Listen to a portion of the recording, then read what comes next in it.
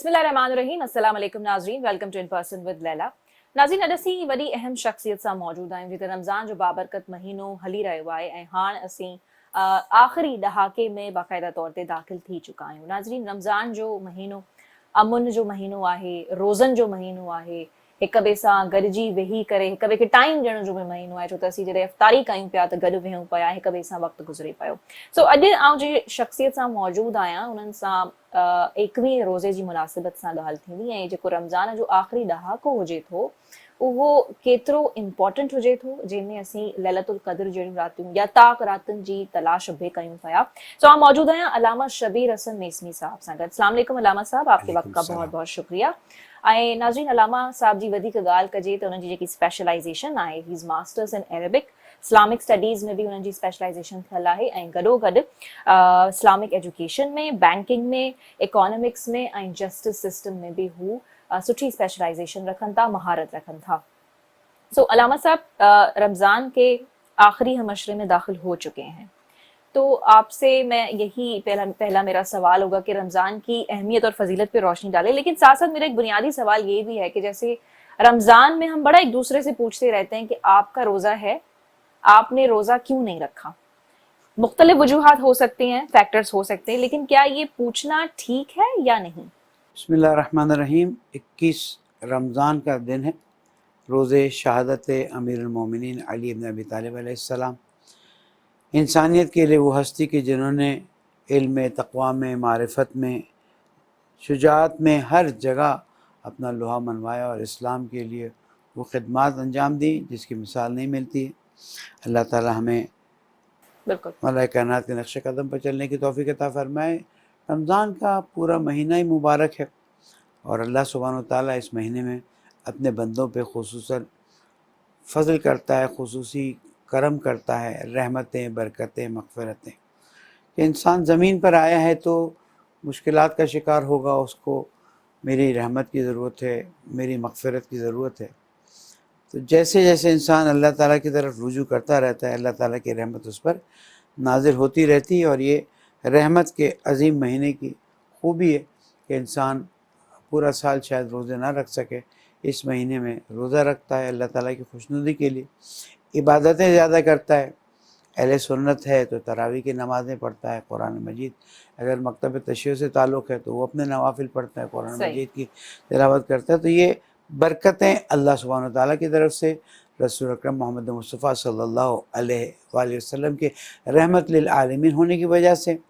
जहाँ तक आपका सवाल है कि हम एक दूसरे से पूछते हैं, तो मेरे ख़्याल में ये पूछने वाला सिस्टम जो है कोई बहुत अच्छा नहीं। अलबत्ता मसलन मैं क्योंकि यहाँ पर मेरे पास मुसाफिर आते हैं तो फिर मैं उनसे ख़ास ये पूछ लेता हूँ कि आप अगर रोज़ा नहीं है तो फिर मैं उनके लिए कोई अलग से ऐसा इंतज़ाम कर लूँ, क्योंकि जब शरीयत ने उन पर रोज़ा फ़र्ज़ नहीं किया तो हम उनके लिए कोई ना कोई इंतज़ाम करते हैं। ठीक है, यानी वैसे आप कह रहे हैं कि ये इतनी कोई वेलकमिंग बात नहीं कि हम पूछें किसी ने अगर रोज़ा नहीं रखा तो हम उससे इंसिस्ट करें या उस बात पे एम्फसाइज करें कि आपने रोज़ा क्यों नहीं रखा। ठीक है अलामा साहब, आगे बढ़ते हैं। 21वें रमज़ान के बारे में आपसे हम मज़ीद जानना चाहेंगे कि ये दिन बहुत अहमियत रखता है चूँकि इस दिन हज़रत अली करमुल्लाह वजह की शहादत हुई थी, और उनकी शहादत का या उनकी ज़िंदगी का हमारी स्पिरिचुअल जर्नी पे या अंडरस्टैंडिंग ऑफ फेथ पे क्या इम्पैक्ट पड़ता है और किस तरह से वो इम्पैक्ट करता है, तो उस पर ज़रा आप अगर रोशनी डाल दें हमारे देखने में। बहुत अच्छा सवाल है। देखिए, शख्सियत को पहचानेंगे तो फिर उसके इम्पैक्ट को भी हम अपने अंदर महसूस कर सकते हैं। वो शख्सियत है कि जिसके बारे में अल्लाह सुब्हानहू तआला ने कुरान मजीद में तारीफ़ की है, इन्नमा वलियुकुमुल्लाहु व रसूलुहु वल्लज़ीना आमनु लज़ीना युक़ीमूनस्सलात व युतूनज़ ज़कात व हुम राकिऊन। तुम्हारा वली, तुम्हारा साहिब इख्तियार अल्लाह है, रसूल है, और वो ईमान लाने वाले हैं जो नमाज़ पढ़ते हैं और क्या कहते हैं, रुकू में ज़कात देते हैं। सही, ये अमीर अलैहिस्सलाम की खुसूसियात में से हैं। या अल्लाह सुब्हानहू तआला कुरान मजीद में इरशाद फरमाता है, अतीउल्लाह व अतीउर रसूल उलिल अम्र मिनकुम। इस तरह की मौला कायनात की शान में हम अगर आयत गिनवाएँ, मुबाहिला के वाक़े में हम देखते हैं कि अगर रसूल अकरम मोहम्मद मुस्तफ़ा सल्लल्लाहु अलैहि वसल्लम किसी को ले गए तो सिर्फ़ अपनी बेटी फ़ातिमा ज़हरा सलाम को ले गए। अपने दो हैं तो नवासे, लेकिन वहाँ पर बेटों के उन्वान से ले गए, इमाम हसन और इमाम हुसैन अलैहिस्सलाम, और नफ्स के तौर पर सिर्फ अमीरुल मोमिनीन अलैहिस्सलाम को ले गए। یا پھر فرمایا یا علی انت منی بمنزلت ہارون من موسیٰ الا انہ لا نبی بعدی، اے علی تو میرے لیے بالکل ویسے ہو جیسے حضرت ہارون علیہ السلام حضرت موسیٰ علیہ السلام کے لیے تھے، فرق صرف یہ ہے کہ میرے بعد کوئی نبی نہیں ہے، اسی کہ حضرت ہارون علیہ السلام بے شک۔ حضرت موسیٰ علیہ السلام کے بعد نبی۔ اچھا تو یہ اور اس طرح کی کئی فضیلتیں جس کا ذکر آہستہ آہستہ آتا جائے گا۔ ہم دیکھتے ہیں کہ اس طرح کی فضیلت کی ایک شخصیت جو ہے وہ اللہ کی اطاعت میں اپنی زندگی گزارتی ہے، زندگی کے کسی بھی مرحلے پر بت پرستی نہیں ہے، زندگی کے کسی مرحلے پر شرک نہیں ہے، زندگی کے کسی مرحلے پر اللہ سبحانہ و تعالیٰ کی نافرمانی کا کوئی شائبہ نہیں۔ درست۔ تو ایسی شخصیت سے پھر جب انسان اپنی زندگی کے لیے اگزامپل لیتا ہے تو اسے اطمینان ہوتا ہے کہ اس اگزامپل میں کوئی کمی، کوئی خامی اور کوئی ایسی چیز نہیں ہے۔ اور اگر آج کی زندگی میں ہم دیکھیں تو علمی لحاظ سے بھی گفتگو آگے بڑھے گی تو جواب دوں گا، بالکل بالکل۔ علمی لحاظ سے لوگ کہتے ہیں اگر آج امیر المومنین علی ابن ابی طالب علیہ السلام، جارج جرداق اپنی کتاب صوت العدالت الانسانیہ میں لکھتا ہے کہ اگر آج علی ہوتے تو ہم ان سے سوال کرتے اور وہ ہمیں آسمان کے راستوں کو بڑے آسانی سے بتاتے۔ صحیح۔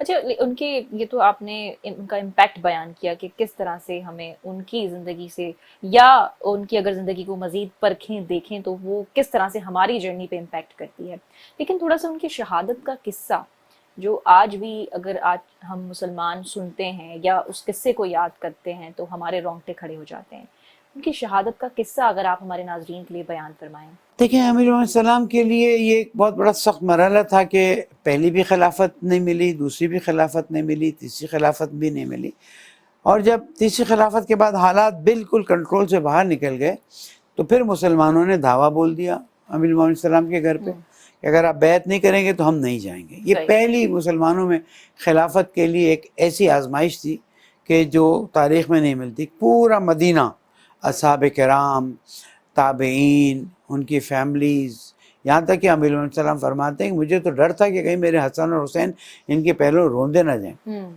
اب جب بیعت لینے کے لیے لوگ آئے اور حضرت عبداللہ ابن عباس رضی اللہ تعالیٰ عنہ ان کی خدمت میں آئے تو کہا عبداللہ ابن عباس پانی سر سے گزر گیا، اب اتنا عرصہ گزر گیا، صورتحال ایسی ہو گئی ہے، اب علی خلافت لے بھی لے تو اس طرح سے چیزیں آگے نہیں بڑھیں گی۔ بالآخر جب مجمع جا ہی نہیں رہا تھا، مولا کائنات نے کچھ شرائط بتائیں اور بیعت لے لی۔ اب جب بیعت لے لی تو امیر السلام نے، کیونکہ عدل کا پیکر تھے، عدل کے قوانین کو نافذ کرنا شروع کیا، جو پارٹی بازی کے سسٹمز تھے ان کو روکا گیا، جو نااہل تھے ان کو ہٹانا شروع کیا۔ اس کا نتیجہ کیا ہوا کہ بہت سے لوگوں کے دل میں امیر علیہ السلام کا بغض پیدا ہوا، دشمنی پیدا ہوئی۔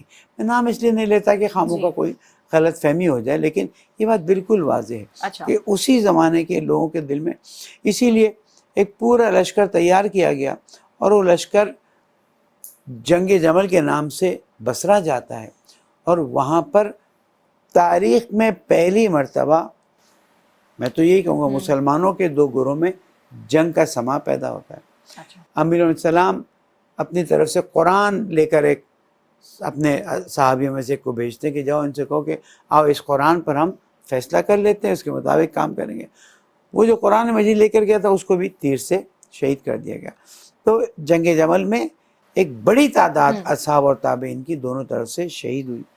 پھر اس کے بعد جنگ صفین کا واقعہ پیش آیا، اس میں بھی ایک بڑی تعداد اصحاب و تابعین کی شہید ہوئی، اور ساتھ ساتھ جو رسول اکرم محمد مصطفیٰ صلی اللہ علیہ وآلہ وسلم نے فرمایا تھا کہ عمار تقتلک الفئۃ الباغیہ، تجھے ایک باغی گروہ شہید کرے گا۔ حضرت عمار اسی جنگ میں شہید ہوئے۔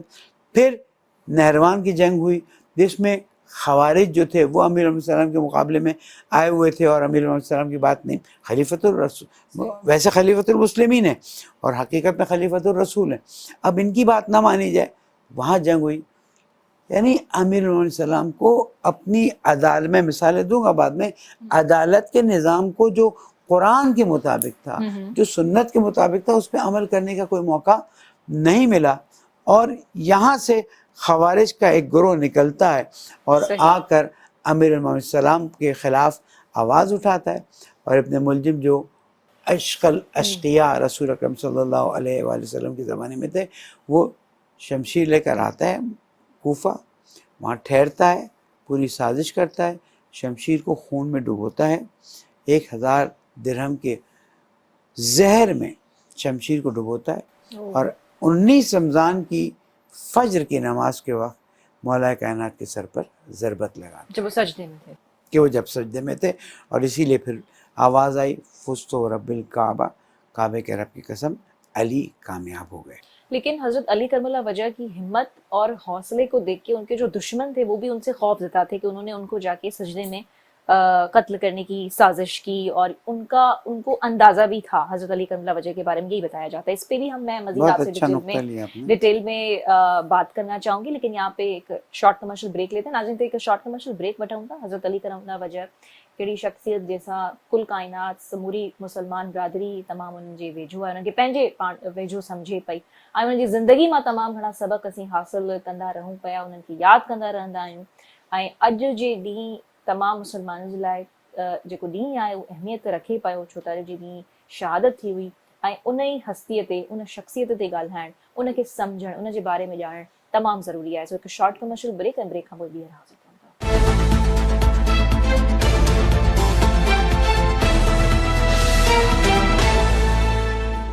वेलकम बैक नाज़रीन. 21 रमज़ान ऐं आख़िरी रमज़ान जे ॾहाके में असीं दाख़िल थी चुका आहियूं. सो उन ते ई असां सां गॾु मौजूद आहिनि अलामा शबीर हसन मीसमी साहब. उन सां ॻाल्हि ॿोल थिए पई. अलामा साहब, मैं उसी सवाल का आपसे जवाब जानना चाहूँगी कि हज़रत अली करमुल्लाह वजह की हिम्मत, हौसला, बहादुरी देख के उनके दुश्मन भी उनसे घबराते थे, और उन्होंने एक ऐसे वक्त को सेलेक्ट किया जिसमें वो अपना काम करने में मसरूफ़ थे, इबादत फरमा रहे थे, और उनको सजदे में जा किया, शहीद किया. तो ये इस पे ज़रा रोशनी डालें, और कुछ एग्जाम्पल्स भी दीजिएगा हमें हज़रत अली करमुल्लाह वजह की ज़िंदगी में जिनसे बहादुरी की मिसालें तारीख में बहुत मिलती हैं. इस तरह की शुजाअत नहीं देखी गई जो अमीरुल मोमिनीन अलैहिस्सलाम की शुजाअत थी. पहली जंग बद्र, कुफ़ार मक्का आते हैं, सही. और आने के बाद जंग की तैयारी करके आते हैं. रसूल अकरम को पता चलता है, आप भी लश्कर लेके जाते हैं. 313 लोग, कुछ और भी थे लेकिन रास्ते में वो पलट गए. 313 का लश्कर 1000 लोगों के लश्कर के मुकाबले में था, और जंग बद्र हुई. और तारीख़ लिखती है कि जंग बद्र में 70 मक्के के कुफ़ार मारे गए. सही. उसमें से 35 अमीरुल मोमिनीन अली इब्न अबी तालिब अलैहिस्सलाम के हाथों वासिल जहन्नम हुए. जंग ओहद जहाँ पर वाक़या हुआ, और बहुत से असहाब जो हैं वो फ़रार होने पे मजबूर हो गए थे. उस सूरत हाल में सिर्फ अमीरुल मोमिनीन सलाम वो शख्सियत थी जो रसूल अकरम का दिफा कर रही थी, और उनके मुकाबले में, कुफ़ार के मुकाबले में रसूल अकरम की हिफाजत कर रही थी. जंग खैबर में आके देखते हैं कि 39 डेज़ गुज़र गए, खैबर का किला फ़तह नहीं हो रहा था. और फिर रसूल अकरम ने फरमाया कि कल मैं परचम दूंगा, रायत रायत गदन रजुलन कर्रारन गैर फर्रारन युहिब्बुल्लाह व रसूलुहु युहिब्बुहुल्लाह व रसूलुहु. मैं कल परचम दूंगा उसको, एक ऐसे मर्द को जो कर्रार है, बढ़ बढ़ के हमले करेगा, गैर फर्रार है, वो कभी फरार करता ही नहीं. और फिर एक सिफत बयान की, वो अल्लाह और रसूल से मोहब्बत करता होगा, और एक ऐसी सिफत बयान की जिसके बारे में फिर मैं बताता हूँ कि अल्लाह और उसका रसूल भी उससे मोहब्बत करता होगा. मौला कायनात की शहादत के बाद शाम में हाकिम शाम के पास कोई साहबी रसूल मौजूद थे जी. और शाम के हाकिम ने कहा कि तुम अली पे ऐलान क्यों नहीं करते हो, बल्कि उसने कहा कि तुम जुमे के नमाज में क्यों नहीं आते. कहा मैं बूढ़ा हो गया हूँ, नहीं आ सकता हूँ. कहा नहीं, कोई और वजह है. कहा ऐसे पे ऐलान सुनूं कि जिसकी 3 में से एक भी सिफत मुझे मिल जाती तो मैं 100 लाल बाल वाले ऊँट सदका दे दूँ, कम है. तो 3 में तीसरी ये बताई कि जब खैबर के मौके पर रसूल अकरम ने फरमाया था कि कल मैं परचम दूंगा रजुल को, कर्रार गैर फरार, वो सारी सिफतें अपनी जगह पर, लेकिन जब हुजूर अकरम ने फरमाया कि अल्लाह और उसका रसूल उससे मोहब्बत करता होगा, अब हम सब पूरी रात बेचैन थे सही. कि हमें मिल जाए, ताकि देखें हर इंसान के दिल में, हम तो अल्लाह से मोहब्बत का इज़हार करते हैं, दुरुस्त. अल्लाह हमसे मोहब्बत करता है नहीं करता, ये सर्टिफिकेट वहाँ पे जंगे خیبر میں ملنا تھا. نتیجہ کیا ہوا؟ نتیجہ یہ ہوا کہ اگلے دن صبح کہا علی کہاں ہیں؟ کہا ان کو آشوب چشم ہے. کہا بلاؤ. اپنا لعاب دہن لگایا اور اس کے بعد پرچم دیا. وہ شام میں کہتے ہیں کہ اگر یہ پرچم مجھے ملتا میں 100 لال بال، یہ محاورتاً کہا جاتا ہے، 100 لال بال والے اونٹ اللہ کی راہ میں دے دیتا، یا مجھے 100 لال بال والے اونٹ ملتے، اس سے بہتر تھا کہ مجھے یہ ایک کوالٹی. یہ شجاعت تھی. پھر آپ تشریف لے گئے. وہ در خیبر جو 39 ڈیز تک نہیں اکھڑ سکا، مولا کائنات نے اپنی 2 انگلیوں سے اکھاڑ کے پھینک دیا. یہ تاریخ میں ایسے واقعات ہیں شجاعت کے. یا جنگ احزاب میں خندق کراس کر کے جب وہ بہت بڑا شجاع عرب کا چھلانگ کر آ گیا تو رسول اکرم نے فرمایا کہ ہے کوئی جو اس کتے کے منہ کو بند کرے. دیکھیں جملہ دیکھیں، ہے کوئی اس کتے کے منہ کو بند کرے. علی کھڑے ہو گئے، کہا بیٹھ جاؤ.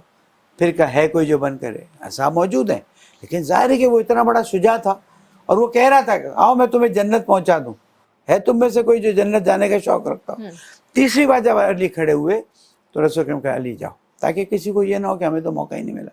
جب گئے ہیں تاریخ بتاتی ہے کہ اس کو پچھاڑ دیا ہے، اس پر سوار ہو گئے ہیں. اس نے مولا کائنات کے منہ پر تھوکا ہے. اور یہ ایک شجاع کے لیے بہت بڑی کمزوری ہوتی ہے کہ وہ کسی کے منہ پر اپنی جان بچانے کے لیے تھوک دے. امین السلام کھڑے ہو گئے اور ٹہلنے لگے تو دور سے لوگ تھے، یا رسول اللہ یہ کیا کیا؟ وہ تو مارا جاتا، ابھی ختم ہو جاتی بات. تو علی آئیں گے پوچھ لینا. مولا کائنات تھوڑا ٹہلے، پھر اس کو قابو کیا اور گرایا. وہاں پر پھر آواز آئی لا فتح الا علی لا سیف الا ذوالفقار. علی جیسا کوئی جوان نہیں اور ذوالفقار جیسی کوئی تلوار نہیں. اس لیے کہ جب رسول اکرم نے دیکھا کہ اب علی جا رہے ہیں تو ایک جملہ کہا تھا، برز الایمان کل علی الکفر کلہ. پورا ایمان جا رہا ہے پورے کفر. یعنی مولا کائنات کی اگر شہادت واقع ہو جاتی تو ایمان ذبح ہو جاتا، لیکن اگر کفر مارا گیا تو اسلام جو ہے وہ کامیاب ہو گیا. اب اس طرح کی شجاع شخصیت کے مقابلے میں کون آ سکتا؟ کہتے ہیں وہ جوانی تھی. جوانی کیا ہے؟ پھر جنگ جمل، جنگ صفین، سب میں مولا کائنات کے شجاعت پیچھے سے وار کرنے کی پوری کوشش کی. اسی لیے اور ان کو اندازہ بھی تھا، ان کو علم تھا نا اس چیز کا کہ ان پہ قتل، ان پہ وار ہونے والا ہے، اور ان کو ان کے دشمن جو ہے وہ فرمایا تھا علی اسی ماہ رمضان میں تمہاری ریش جو ہے وہ خون سے خضاب کر دی جائے گی. تو مولانا نے ایک جملہ فرمایا تھا کہ پھر آپ مجھے یہ بتائیے کہ میں ایمان پر ہوں. ہاں اللہ ثبات دین ہے، آپ سبحان اللہ ایمان پہ ہوں گے، آپ دین کے کمال پر ہوں گے. کہ پھر ایسا یہ مت پوچھے میں کیسے صبر کروں گا، یہ پوچھے میں کیسے شکر کروں گا. یعنی وہ شخصیت جو شہادت پر ضربت لگنے پر اللہ تعالیٰ کا شکر ادا کرتا ہے، اس کا نام علی ابن ابی طالب. بہت بڑی مثال ہے. اچھا ان کے جب فالوورز کی بات کی جاتی ہے تو نہ صرف اسلام سے تعلق رکھنے والے انسان مسلمان، بلکہ ہندو برادری کی بھی اگر بات کی جائے یا دوسرے مذاہب سے تعلق رکھنے والے لوگ بھی حضرت علی کرم اللہ وجہ کے بڑے فالوورز تھے اس زمانے میں. ہر زمانے میں انسان جو ہے نا وہ کمال اور تکامل کی تلاش میں ہوتا ہے. اسے اگر کوئی کامل انسان مل جائے، دیکھیں کوئی ایک شخص پیر فقیر کی صورت میں ہے اور نظر آتا ہے کہ واقعاً صحیح دینی قوانین کے مطابق پیر فقیری کر رہا ہے، نہیں ایسے آج کل حوالی موالی لوگ ہو جاتے ہیں، انسان اس کے پیچھے جاتا ہے. تو جو کمال کے اس عروج پر ہو کہ جس کی صفت ہی یہ ہو کہ نفس رسول ہے، جس کی صفت ہی یہ ہو کہ انت منی بمنزلت ہارون من موسیٰ، تو اس کے پیچھے ہندو ہیں، کرسچنز ہیں، حتیٰ یہودی بھی مولا کائنات کے پیچھے جاتے تھے اور ان سے عشق برتتے تھے. لیکن لوگوں کو بغض تھا علی سے، دشمنی تھی علی سے، اس لیے کسی بھی موقع پہ علی کی تعریف کو سننے کے لیے تیار نہیں تھے. اور حضور اکرم نے اسی لیے فرما دیا تھا کہ یا علی لا یحبک الا المومن ولا یبغضک الا الکافر. آپ سے محبت نہیں کرے گا مگر مومن، اور آپ سے بغض نہیں رکھے گا مگر کافر. اس زمانے کو چھوڑ دیجئے، آج دیکھیے کتنی کتابیں، کتنی ریسرچ امیر المومنین السلام کی زندگی پر کی گئی ہیں کہ اتنا پرفیکٹ انسان کہ علمی لحاظ سے اتنی کانفیڈنس کے ساتھ بات کرے اور کہے کہ جناب سلونی قبل ان تفقدونی. دیکھیں حضور اکرم نے کیا فرمایا تھا، انا مدینۃ العلم وعلی بابها. میں علم کا شہر ہوں، علی اس کا دروازہ ہے. جس کو علم حاصل کرنا ہے وہ دروازے سے آئے. درست اور پھر مولا کائنات کا یہ دعویٰ مجھ سے پوچھ لو اس سے پہلے کہ میں تمہارے درمیان میں نہ رہوں، اور میں آسمان کے راستے زمین کے راستوں سے بہتر جانتا ہوں۔ درست بالکل۔ اب ایسی علمی شخصیت سے کون محبت نہیں کرے گا؟ میں نے ابتدا میں اشارہ کیا نا، جارج جرداق نے کتاب لکھی ہے صوت العدالت الانسانیہ، یعنی وائس آف ہیومن جسٹس۔ اس نے کہا کہ جو عدل کا نظام علی ابن ابی طالب نافذ کرنا چاہتے تھے، آج انسانیت اس کو تلاش کر رہی ہے۔ بیعت لے لی،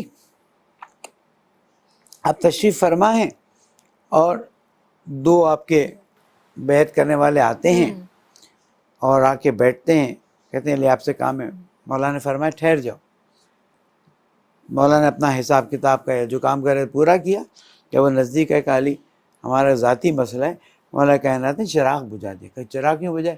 کہ یہ بیت المسلمین کا مال ہے، اچھا، میں ذاتی کاموں کے لیے اس کو نہیں خرچ کر سکتا۔ چراغ میں کتنا تیل خرچ ہوتا ہے؟ علی اگر تم تیل تھوڑی دیر کے لیے نہیں استعمال کر سکتے ہو تو ہم تو تم سے مال مانگنے آئے تھے، کہاں ملے گا؟ چلے گئے۔ صحیح۔ ایک اور واقعہ عجیب ہے بالکل سنائیں آپ، کہ آتے ہیں امین السلام کے پاس اور آ کے کہتے ہیں علی ہمارے پاس پہلے تو ہمیں بہت ملتا تھا، اب آپ نے آ کے جو ہے، اپنے الفاظ میں کہتا ہوں، کوٹا کر دیا ہے، آپ نے آ کے بہت ہی لیمیٹڈ کر دیا ہے، سب کو برابر کر دیا، غلام اپنے حساب سے، آقا اپنے حساب سے، جہاد اپنے حساب سے۔ کہا جو اسلام کا قانون ہے میں وہی کروں گا۔ ایسا کرو، وہ سامنے جائیں، ایک انبار تھا، اس میں تجارت کا مال آیا ہے، جاؤ وہاں سے اٹھا لو۔ علی آپ ہمیں چوری کی ترغیب دے رہے ہیں؟ کہ تم مجھ سے چوری کرنے کے لیے تیار نہیں ہو اور تم مجھ سے توقع کرتے ہو کہ مسلمانوں کے مال میں چوری کروں، یہ علی کے لیے ممکن نہیں ہو۔ تو عدل کے تلاش میں آج انسانیت گھوم رہی ہے، چاہے وہ یونائٹڈ نیشنز بنائے، چاہے وہ انٹرنیشنل کورٹ آف جسٹس بنائے، چاہے سپریم کورٹس بنائے۔ تو جب بھی کسی کو علی علیہ السلام کی عدل کی تعریفیں پتہ چلتی ہیں، وہ اس کے بارے میں بالکل ایک آئیڈیلسٹک شخصیت تھے، اس میں کوئی شک نہیں ہے، اور بہت کچھ سیکھنے کو ملتا ہے۔ لیکن سوال یہ ہے کہ ہم امپلیمنٹ ان کے زندگی سے جو سبق حاصل کریں ان کو کتنا امپلیمنٹ کریں۔ جیسے آپ نے جسٹس سسٹم میں بھی اسپیشلائزیشن کی ہوئی ہے، اور آج کے عدل کے نظام پہ، عدل اور انصاف کو اگر ہم پرکھیں تو وہ کس طرح سے آپ کو نظر آتا ہے؟ کیونکہ یہاں پہ تو صدیاں لگ جاتی ہیں انصاف کو تراشنے میں یا انصاف کو لینے میں، تو یہ ہم کس طرف جا رہے ہیں؟ ہمارا معاشرہ آخر کس طرف جا رہا ہے؟ دیکھیں یہ سسٹم جو ہے نا، یہ لیا گیا ہے برٹش پینل کوڈ سسٹم سے، صحیح، اسی کا چربہ ہے جیسے ٹرن کر کے پاکستان پینل کوڈ بنایا گیا۔ برٹش سسٹم کی خوبی یہ تھی، I'm repeating، ہاں، خوبی یہ تھی کہ قانون بنانے سے پہلے اس کے توڑ کو ڈھونڈتے تھے۔ جیسے آج کل سافٹ ویئر بناتے ہیں، اس سے پہلے اس کا لاگ بناتے ہیں، قانون بنانے سے پہلے اس کے توڑ کو ڈھونڈتے ہیں، تاکہ اگر سزا ہونی ہو تو کسی طرح سے بچایا جا سکے۔ یہ نظام عدل نہیں ہے، یہ نظام ہے بعض لوگوں کو فائدہ پہنچانے کے لیے۔ نظام عدل میں سب سے پہلے قاضی کو ایسا شخص ہونا چاہیے جو نمونۂ عمل ہو۔ دوسرا، قاضی کے مالی وسائل اتنے بہتر طریقے سے پورے کیے جائیں کہ اس کو کسی کی زمین اور کسی کے مال پر ہاتھ ڈالنے کی خواہش نہ ہو۔ اس کے بعد قانون اللہ کا قانون ہو۔ یہ قانون، یہ سزائیں، یہ عدل کے نظام کو لا ہی نہیں سکتی ہیں۔ پھر جو طریقہ کار رکھے ہوئے ہیں کہ لائرز آئیں گے، اب آپ دیکھیں، میں لائر برادری سے معذرت کے ساتھ بات کرتا ہوں کہ قاتل جاتا ہے، کہتا ہے میں نے قتل تو کیا ہے، اب مجھے بچاؤ گے کیسے؟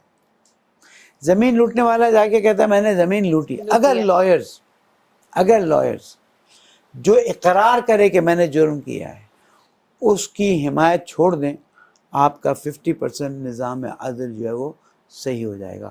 50% قاضی اللہ سے ڈرتا ہو، اللہ کا خوف اس کے دل میں ہو، قیامت میں مجھے جواب دینا ہے۔ اس لیے کہ حدیث میں ہے کہ جو فیصلہ کر رہا ہوتا ہے وہ جنت اور جہنم کے بالکل بیچ میں ہوتا ہے۔ اگر اس نے ایک ذرہ برابر غلط فیصلہ کیا وہ جہنم کی طرف، اور اگر صحیح فیصلہ کیا تو جنت کی طرف جائے گا۔ جب تک آج کا موجودہ عدل و انصاف کا جو نظام ہے وہ باقاعدہ طور پہ ناکام آپ کو دکھائی دے رہا ہے، یا ابھی بھی کچھ گنجائش یا کچھ امید باقی ہے؟ نہیں، ٹوٹل فیلئر ہے، ٹوٹل فیلئر ہے۔ اس سے آپ کسی بھی قسم کی عدالتی نظام سے انصاف کی توقع نہ رکھیں. ہم دیکھتے ہیں چیزوں کو بہت اندر سے ان کو محسوس کرتے ہیں، لیکن کیونکہ کچھ سیاسی مسائل آ جائیں گے، میں ریلیجیس پروگرام میں سیاسی مسائل کی دخالت کو پسند نہیں کرتا ہوں، اس لیے اس سے آگے بات نہیں کرتا ہوں. لیکن اس وقت میں صرف پاکستان کی بات نہیں کر رہا ہوں، میں انڈیا کی بات کر رہا ہوں، میں اور ممالک کی بات کر رہا ہوں، جسٹس، میں امریکہ کی بات کر رہا ہوں، میں یو کے کی، میں اور بھی بہت سے ملکوں کی بات کرتا ہوں. Justice system is total failure. یہ صرف اس کے فائدے میں فیصلہ کرتا ہے کہ جس کے پاس چاہے پیسہ ہو چاہے کوئی اور طاقت.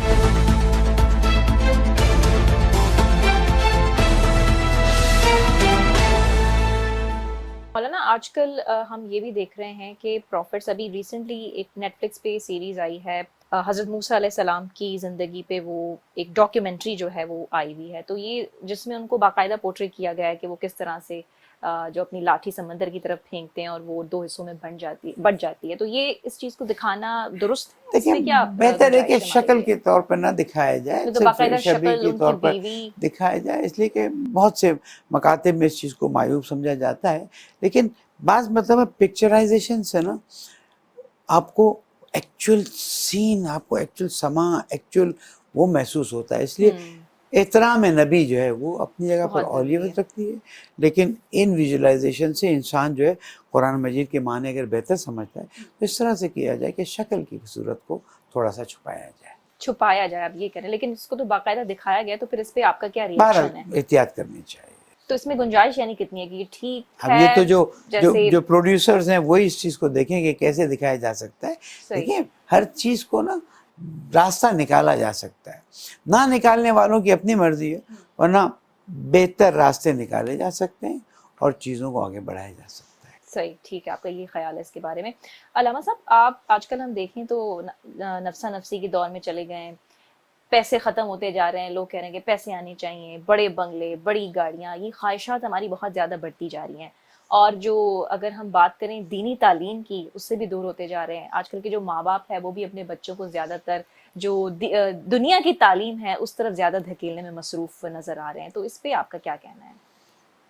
دیکھیں یہ تو ہمارے معاشرے میڈیا کا قصور ہے نا. اچھا، میڈیا وہ چیز ہے کہ اگر وہ اچھا ہو جائے تو پورا معاشرہ اچھا ہو جائے گا، اور وہ جو حالت سوشل میڈیا کو بھی قصوروار سمجھتے ہیں؟ Media social, electronic, print media. دیکھیں کتنے کروڑ روپے خرچ کیے جاتے ہیں کہ اس کولڈ ڈرنک کے بجائے اس کولڈ ڈرنک کی طرف لوگوں کو شفٹ کیا جائے. صحیح. اس موبائل کی طرف کتنے بلین روپیز خرچ کیے جاتے ہیں. آپ کو پتہ ہے، میں تو سچ ٹی وی کا بانی ہوں نا، میں اس زمانے میں اسٹیٹسٹکس دیکھ کے سر پیٹتا تھا کہ کتنے ٹریلینز آف روپیز صرف ایڈورٹیزمنٹ میں جاتے ہیں کہ اس کمپنی کے کپڑوں کے بجائے اس کمپنی کے کپڑے، اس کمپنی کے مقابلہ. پھر لوگوں کے اندر ہیجان، ڈرامہ سیریز آپ دیکھ لیجیے، وہ میڈیا، وہ ڈرامہ جو انسان کی زندگی کو خوبصورت بنا سکتا ہے. کیونکہ ہمارا مقابلہ انڈیا سے ہے اور وہاں پر ہندو معاشرے میں شک کرنا، جادو کرنا، پتہ نہیں کیا کیا کرنا کیا ہے، ہم نے بھی وہیں سے مقابلے میں لے لیا ہے. بھئی ساس بھی ایک انسان ہے، بہو بھی ایک انسان ہے، شوہر بھی ایک انسان. ہم ہر چیز کو اتنے نیگیٹیولی پورٹریٹ کرتے ہیں جس کی وجہ سے معاشرے کو بہت زیادہ مشکلات کا سامنا ہے. میڈیا کا قصور سمجھتے ہیں؟ میڈیا ایک بہت بڑا رول پلے کر سکتا ہے. بھئی ایک اچھی چیز ہے نا، کیوں ہم نے کوشش کی سچ ٹی وی چلائیں کہ ایک اچھی چیز ہے نا، اس سے مجھے کسی نے پوچھا تھا آپ کیا کریں گے، میں نے کہا میں اس میں ایسے ڈرامے دکھاؤں گا کہ باپ اور بیٹی بیٹھ کر دیکھ سکیں. اچھا، تو آپ یہ سمجھتے ہیں کہ آج کل کے ڈراماز ایسے ہیں جو باپ اور بیٹی نہیں دیکھ سکتے، بے حیائی کا رواج ہو رہا ہے. اس کے بعد پھر مقابلے ہو رہے ہیں کہ جناب کون سا ڈریس، پھر اس کے بعد بے حیائی. جو دین حجاب کا دین ہے، جو دین حیا کا دین ہے، اس دین کے نام پر بے حیائیاں، اشتہارات دیکھیں تو کس طرح سے.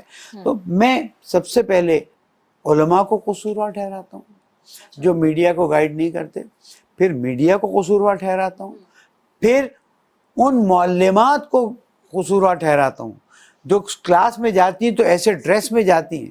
ہمارے پاس ہیں ایگزامپل، کھل کے بات نہیں کر سکتا کہ بچی نے ایک خاص طریقے سے ڈریس اپ کی، میری استانی اس طرح ڈریس کر کے آتی، مجھے بہت اچھا لگتا ہے.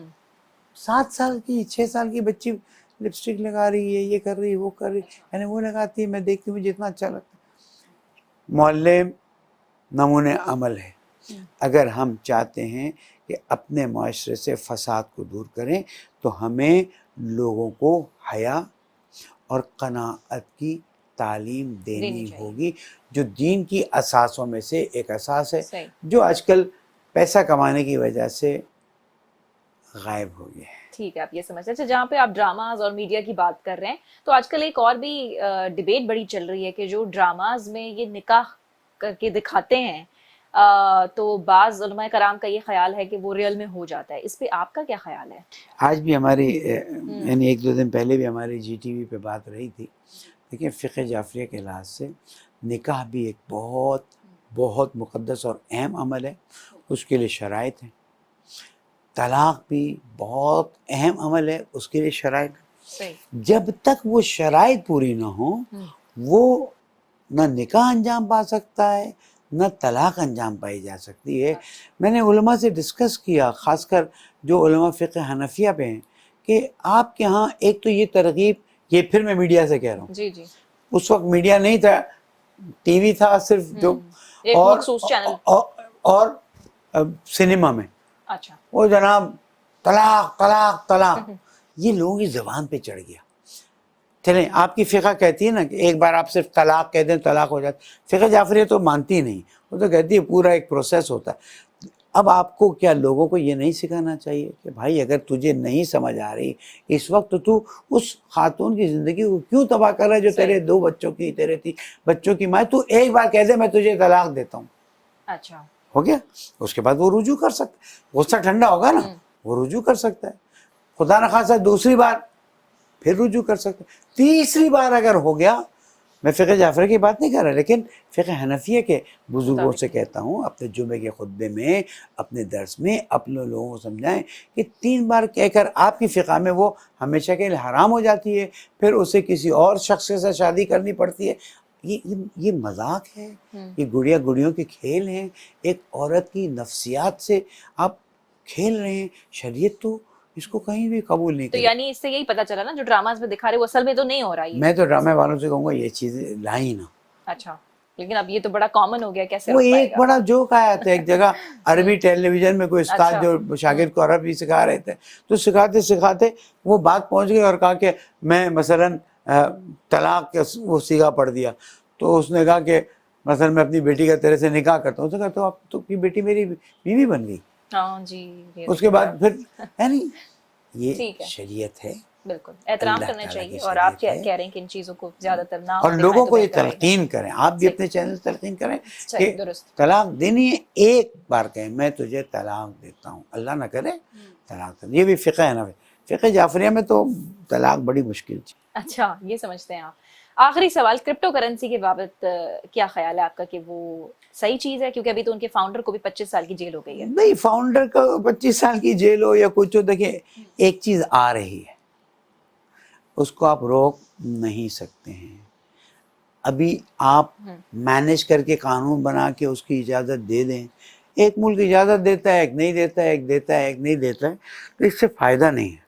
فاؤنڈر نے اپنی بلنڈرز مارے ہیں, اسکیمز وغیرہ بہت زیادہ اس نے کیے, اسکیمز کیے ہیں, لوگوں کی امانت بھی اس نے کہیں تو سے آپ کے لیے یہ چیز اٹ ٹھیک از ہے, not cryptocurrency which is at fault. اس کا سسٹم ہے, ہاں, لوگوں کو نا بہت زیادہ نقصان ہو سکتا ہے.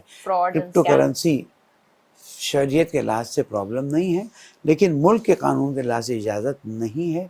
صرف نصیحت کرتا چلوں, کرپٹو کرنسی سے اتنے جوان ڈوبے ہیں کہ آپ کے رپورٹنگ نہیں ہوتی نا. بڑا کوئی غلط چیز تو نہیں ہے نا شریعت میں, جیسے آپ نے کہا کہ یہ آ رہی ہے, یہ کرنسی نوٹ ہے نا, اس طرح سے الیکٹرانک کرنسی. بالکل درست. بہت شکریہ علامہ صاحب آپ کے قیمتی وقت کا. آپ کا بھی شکریہ. ناظرین, تمام اہم گفتگو تھی علامہ صاحب سان شروعات اسیں رمضان جی اہمیت فضیلت ऐं 21 रमज़ान ते ख़ासि करे असीं गुफ़्तगू कईसीं हज़रत अली करमला वजह जी शहादत जे बारे में. ऐं उन खां पोइ जेको मुआशिरे में अॼुकल्ह जिन जिन मसइलनि ते या टॉपिक्स ते बहस मुबाहिसा हलनि था, उहो बि असीं अलामा साहब वटां सम्झणु चाहियासीं. हुननि जो तजियो, हुननि जो ख़्यालु उन बाबति छा आहे उहो ॼाणणु चाहियासीं. पहिरियां ते इजाज़त ॾींदा, तव्हां सां मुलाक़ात थींदी ईंदड़ हफ़्ते. पहिरियों तव्हां वॾो ख़्यालु रखंदा. अल्लाह हाफ़िज़.